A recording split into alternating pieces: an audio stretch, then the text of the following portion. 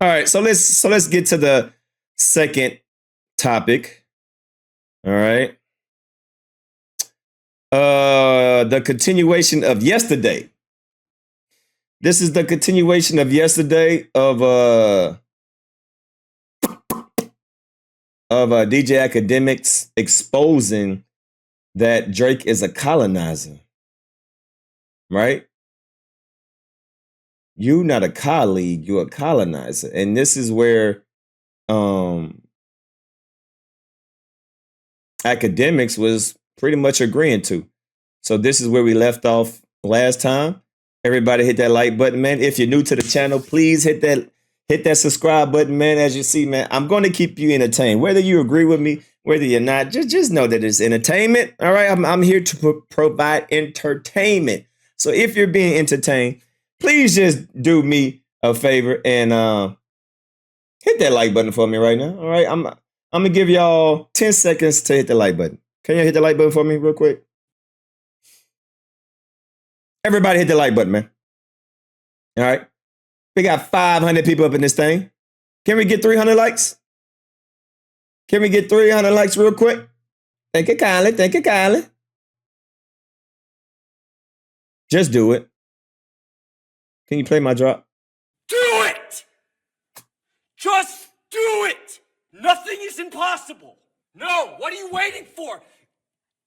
Do it! Just do it! Yes, you can! Do it! Just do it! Nothing is impossible. No, what are you waiting for? Do it! Just do it! Yes, you can! All right, so let's get into it, man. Let's pick up where we left off yesterday. I see everybody in the, yeah, I mean, this could be just nothing, but who knows? I'm not going to look more into it. At the end of the day, I was just entertaining some bullshit. all jokes aside, it's stupid as fuck. But let's get to Akademiks exposing Drake for being a colonizer. Because I played Kendrick Lamar, Not Like Us, in Toronto. Not true whatsoever. So here's the deal. First of all, I've been going to Toronto since 1998. It's my second home. I got so many friends there, so much family. I love the city. I would never, I don't know if you know me, you don't know me. People that know me know I'm not no fucking fuckface idiot that would go to Toronto and play Not Like Us. That is a stupid thing to do. I hate all this beef shit. I hate controversy. I hate smoke. I hate drama. I hate that those two are beefing with each other. It's nasty for the culture. It's negative and it's detrimental. Here's the thing about me though. Here's what happened. I did some shows with Dave Chappelle in Toronto 2 weeks ago, and some pictures of those shows went up. This kid that's now helping me with my social media, brand new, just hired him, put up the pictures from that show and put the Kendrick Lamar song underneath. And I was like, whoa, don't do that. Craziness. Called him, said, hey, that's a dumb move. Take it down. He was like, I thought it'd be funny. It wasn't. Take it down. Took it down immediately. Pictures are back up. Had a great time in Toronto. Now here's the deal. OVO 40. Why am I calling him OVO 40? 40 was mad at me. I'm hoping that man to man, we can still have this conversation. I told the story on my podcast because I was hurt about what happened. Hopefully we can talk it out. I want no smoke. I want no drama. I love the guy. I'm a big fan. Again, I would never be disrespectful, and I did not play the song in Toronto. I wasn't even DJing. I was doing stand-up comedy, and hopefully the blogs put all this stuff up to clear it up. Bye. All right, so yeah, so basically this is where we left off yesterday. DJ Cypher, 40 was mad at him because he was in Toronto and allegedly he played the Kendrick Lamar song, and he like, yo, what the hell going on? Why would you come over here playing that? So he just clearing his name, right? Hi, my name is Cypher Sounds. Okay, so after this, he did another podcast with Rosenberg, and they further talked about it here. I'll play. One time I put up a picture of me and Pusha T. Random. Now, in this clip, he's talking about Drake and his team being sensitive. Okay, he says Drake and his team is sensitive. So let's play. Because I just go through my phone, I look for old pictures, and I put stuff up. Random. All right. 40 hit me up. Yo, why'd you put that picture up? Wait. Don't even know what picture he's talking about. What picture? Picture with you and Pusha. Just an old picture I had. I'm just trying to get better with my content of telling old stories. Yo, he disrespected me. He disrespected my community. He said he wanted me dead, and because of the MS and all that shit, I was like, again, I don't listen to lyrics like that. I know you and Pusha and your team had beef. I didn't know he said that specifically. Also, how you gonna be a DJ but you don't listen to? How you gonna be a DJ but you don't listen to lyrics like that? Like, come on. We gotta call the cap on that, man. Like, come on, bro. You've been a DJ for how long and you don't pay attention to words? That's a major cap right there. Like, stop, bro. You ain't got to lie. You ain't gotta lie, bro. Like, come on, man. You ain't got to lie, Craig. You ain't got to lie. So, I have a big connection with Pusha T. I was the A&R of the Clip's second album. I broke grinding in New York. I played grinding from January of 2001 and didn't break until Memorial Day. I played it. Huh? Memorials. So I have a connection with Pusha T. But to not be a dick and to be respectful of your feelings, I took it down. We had a conversation. I took it down. Why couldn't we have done the same thing about this? Why couldn't we? Because you're going through a lot. Because your team is under fire right now. We get it. Literally, someone got shot in front of Drake's house. I get it. And that's what I'm thinking that he's saying in the song. I might be wrong, even though I was kind of playing. I was kind of being for real though a little bit. I think that might be a diss track. Get it? Yo, but I'm always a conversation guy. Come on, man. Come on. This is. You remember the old story about when I was a dick. I admittedly was a dick, but it was good content and it was how I feel. So I wasn't lying. I wasn't being performative. I was just maybe could have kept it to myself. Remember when I dissed the Drake video and he called me screaming video? God's plan. I don't remember, but yeah. So I went on the air and I was like, this God's plan video is corny. Why are you giving out money and showing yourself giving out money and you making yourself a hero? It's corny. I said it was corny. Yeah. So he yelled at you? Screamed. Couldn't even tell what? Couldn't tell who it was. He was screaming so loud I couldn't tell who it was. For what though? Why? Saying the video's corny? Yeah, like why did I have to say that shit? He tried to do something good and I just had to shit on it. Like what the fuck is wrong with me? Why am I shitting on something he did that was trying to be good? That video of me, it wasn't like it was making the rounds everywhere as I recall. I don't think it was some big thing. It was just a segment that we did. And here is the issue with 40 and Drake. They want you to treat them. You know what treatment they want in both those cases? They want the homie treatment. They want, like, for example, if 40 was literally your good friend. Okay, by the way, this is very important. Actually, I'm going to put it up on their page and I can rewind a little bit. This is what I realized about the media recently, right? Juan Epstein, Juan Ep is life. This is a very good point brought up. And it disappeared. Yeah.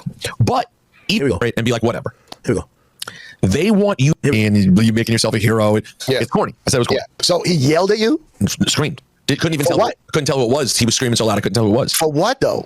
Why? Saying the video's corny? Yeah, like why did I have to say that shit? He tried to do something good, and I just had to shit on it. Like what the fuck is wrong with me? Why am I shitting on something he did that was trying to be good? That video of me, it wasn't like it was making the rounds everywhere as I recall. I don't think it was some big thing. It was just a segment that we did. And here is the issue with 40 and Drake. Here we go. They want you to treat them. You know what treatment they want in both those cases? They want the homie treatment. They want, like, for example, if 40 was literally your good friend, like your good friend or Drake, maybe before we talked about any of this, you would reach out, you check in, and you'd be like, yo, I'm going to address it like this, that, and the next. How do you feel about blank? Maybe you would do that because y'all were like friends. Wait, who? Me? Yes. Like if you were actually close with those guys. Oh, yeah. Then maybe before we discussed it, you'd reach out and be like, hey, and you'd come to the table with some insight because you would talk to them. But before I put up these videos about the beef? Well, it's a bad example because in this case, you didn't even say anything. Yeah, okay, but I see what you're saying. But go back to even mine, for example. He wanted to get the homie treatment from me of like, I saw something I didn't like, it was corny, but since he's the homie, I should just ignore it and be like, whatever. Okay. Keep listening to But here's the problem. In order to get the homie treatment from human beings, you have to treat those human beings like the homie. Yeah. And that's natural. You might call that kissing ass or politics or whatever. But like, we're getting closer, chat. Even to this day, bro, I haven't even been talking to Kendrick in a few years. I went to a show. They took care of me and got me, tickets to the last tour, shit like that. I talk to Top Dog pretty regularly. I talk to Punch here and there, but I don't talk to Kendrick. He's kind of disappeared. Yeah. But even when this shit came up and started happening, they're sending me the song. They're reaching out. They're making contact. They're doing things that remind you have a relationship with someone. I'm a fallible, normal human being. We all want to feel like we're connected to people. That's not unnatural. Drake never does that shit. He latches on to whoever the hottest person is right now. Like Bobby Altoff, Akademiks, Aiden Ross, whoever the person of the moment is, that's who he does shit with. Ellie Wilson, when he wants to go do the rap. Very true. That is well documented. If you hot, if you bubbling, and see, that's why this don't make sense, right? Based on, I think I turned down everything. Did I? Yeah. So we know Drake as an opportunist. We know Drake as an opportunist. As, hey, if you got some shine, he gonna try to capitalize on your shine. This nigga. This dude, that Sunny D Light dude, whatever his name's, Snowflake. That Snowflake, he ain't got no buzz like that. What's his name? 40DY4 or something? I don't know. Damn, I forgot his name. What is this? Snow 4YD? Snow. I don't know. What is this? Snow DY4 or some shit. I don't know. Y'all know who I'm talking about. But Drake is known to ride people wave, right? If you got some type of motion, if you got some type of buzz, if you're the top of your game, like if you're a gamer like Ninja, he gonna come and live stream with you. If you a famous TikToker and you doing a certain type of content, he's gonna come and act like he's been watching you for this long, right? So him making this song with this random dude just don't make no sense, because this is not like Drake. It's not like Drake for him to, not clout chase. You see where I'm going, chat? If you've been wondering, I look like the biggest glazer on earth. Why does every other press outlet or even media person? I'm gonna get to a point. I'm a fallible, normal human being. We all want to feel like we're connected to people. That's not unnatural. Drake never does that shit. He latches on to whoever the hottest person is right now. Bobby Altoff, Akademiks, Aiden Ross, whoever the person of the moment is, that's who he does shit with. Ellie Wilson, when he wants to go do the rap radar shit, whoever that person he's feeling at that moment is, he wants everybody to still treat him like he's this regular guy who's hanging out with everyone. But like, you're not. You're not. Yeah, I mean, you want the homie treatment, be the homie. And it's not hard. You know who calls me every once in a while randomly to say hi and hangs up? P. Diddy. Oh, sorry. No. Oh, I'm so sorry. Nori. Yes. Nori. You know who I love, who I go to war with at any moment? Nori. Mano. Like, a couple of guys, I got no beef with any other people that don't do it. But I'll tell you this, Nori one day hits rock bottom, he smokes up all his money. I got a couch right here for you, bro. Actual homie treatment, because that's normal. My homie was DJ Khaled back in the day, homie. And then I felt he was drifting away from that. And we had a very public argument about it that spread all around YouTube, early days of us on Hot 97. And I said it straight up, I'm hurt that you don't call me like you used to. But I never stopped playing your records, playing your songs. If I see you, it's all good. It's all good. Do you mean that part though with him? Like if he reached out to you still and needed something, you'd look out still? 100%. 100%. I'm not like that, bro. I don't have the time for it. Okay. So isn't that cute? I played that to say this, okay? And this is a theory of mine, honestly. Now, I think when it comes to rappers, and when you think about why Drake blah blah blah with rappers, it's very interesting and convoluted. Drake has fucked some of these niggas bitches. Drake has Drake has jumped on their song at the peak of their career, and then when they were on a low, they asked Drake for a feature, and Drake probably ignored them, right? Like I have a few people who did that. Drake, with rappers is a little bit different. But here's the thing that I realized also about the media, and most of the media, and I'm being honest with y'all, right? I won't call necessarily any names, but I think this is very, at least Rosenberg said it. The majority of the rap media has resentment for Drake. A lot of resentment for Drake. That's why every time when I'm being a fan, like I've always told you, I've never met the guy. I just like his music. I don't feel I'm owed an interview, even though some people think I don't think none of that shit. I know how to work the media. As long as I have a direct access to you and I could be a source and I could be I gonna get what he gonna get. I always thought with me and 6ix9ine, having access to 6ix9ine was bigger than any interview. You might disagree. But the thing is, how long do you think that this is gonna last though? Do y'all think Drake is gonna stay with for the long run? How long has Drake been in communication with Has it been? I don't know. How long has Drake, been in contact with Has it been like 2 years, maybe a year or two? I can't pinpoint it. But do y'all think it's gonna last though? Not too long. Yeah, I think it's been about a year, maybe a year or something. Maybe 2 years. I don't know exactly the date, but how long have they been dating?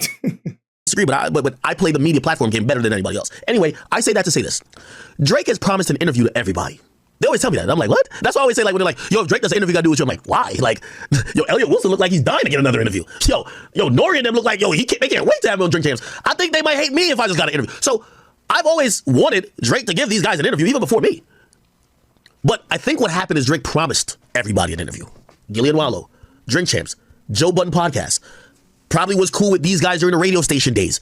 And everybody realized that Drake does what he does when a rapper falls off. Drake don't still be hitting your line. He moves the fuck on. And I think that gets you a little bit upset. You know why? Drake only taps in with what's hot. Now, you could say that is indicative of Drake being a horrible person. He's a user. He used these guys when he needed them, but when he didn't, he stopped fucking with them. Bingo. Perhaps. I don't know. I'm not defending him. I'm just saying. Bingo. Bingo.